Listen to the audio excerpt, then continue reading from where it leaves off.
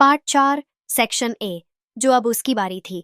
सुबह फिर आई, या कम से कम घर ने सुबह जैसा कुछ दोहराया, लेकिन इस बार वेई वूशियन के भीतर कुछ अलग था, कुछ ऐसा जो उसे आंखें खोलते ही महसूस हो गया।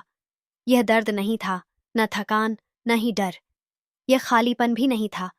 यह एक जगह थी, जैसे उसके भीतर कोई कमरा खुल गया हो। ऐसा कमरा जो पहले मौजूद नहीं था और अब चुपचाप इंतजार कर रहा था कि उसमें क्या रखा जाएगा। उसने सांस ली, और उस सांस के साथ उसे लगा जैसे हवा उसके भीतर थोड़ी देर ठहर गई हो, जैसे उसे तय करना हो कि वह बाहर जाए या यहीं रह जाए। यही वह पल था जब उसे समझ आया कि उसने जो कीमत चुकाई थी वह अभी पूरी तरह सामने नहीं आई थी। घर कभी भी पूरा हिसाब एक साथ नहीं दिखाता। लान वांगजी उसके पास बैठा था, और पहली बार लंबे समय बाद उसकी मौजूदगी पूरी तरह उसकी लगी। उसकी आंखों में वही स्पष्टता थी, वही सीधी नजर, वही स्थिरता, और यह देखकर वेई वूशियन के भीतर एक अजीब सा सुकून और अपराध बोध एक साथ उठे। सुकून इसलिए कि वह सुरक्षित था, और अपराध बोध इसलिए कि यह सुरक्षा किसी और की कीमत पर आई थी। लान वांगजी ने उसका नाम लिया, और वेई वूशियन ने जवाब दिया, लेकिन उसने खुद नोटिस किया कि उसकी आवाज में अब एक अतिरिक्त गहराई थी, जैसे शब्द बाहर आने से पहले कहीं और से होकर आ रहे हों। लान वांगजी ने कुछ नहीं कहा, लेकिन उसकी नजर एक पल के लिए वेई वूशियन के चेहरे पर रुकी, जैसे वह भी कुछ पहचान रहा हो जिसे नाम देना अभी संभव नहीं था। घर इस सब के दौरान असामान्य रूप से शांत था, और यह शांति अब सुकून नहीं, बल्कि ध्यान जैसी लग रही थी। दीवारें स्थिर थीं, फर्श ने कोई प्रतिक्रिया नहीं दी, खिड़कियों की धूसर परत वैसी ही थी। लेकिन वेई वूशियन को एहसास हो रहा था कि अब घर उसे बाहर से नहीं देख रहा, वह उसके साथ देख रहा था। जब वेई वूशियन ने कमरे के एक कोने की ओर नजर डाली, तो उसे पहले से पता था कि वहां क्या मिलेगा। एक हल्का सा उभार, दीवार की बनावट में एक अनियमितता, और जब उसने वहां देखा तो वहीं था।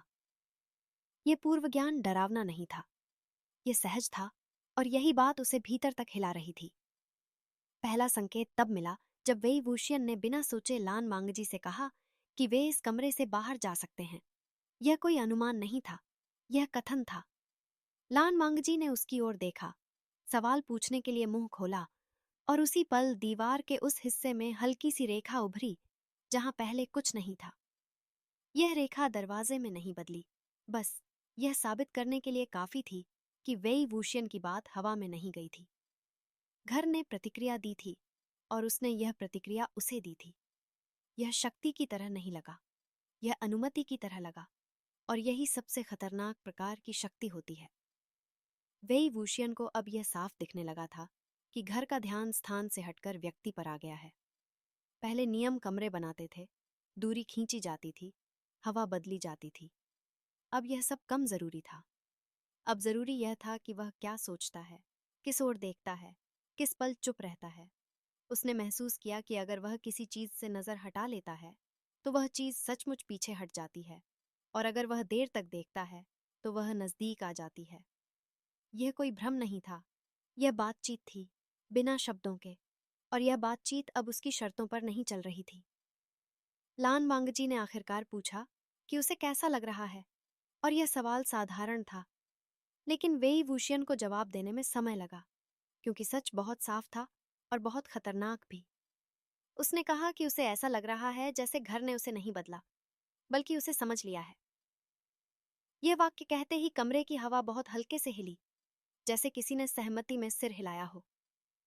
लान वांगजी का चेहरा सख्त हो गया, क्योंकि वह भी समझ रहा था कि यह चरण पहले से अलग है। यह हमला नहीं था, यह गठजोड़ था।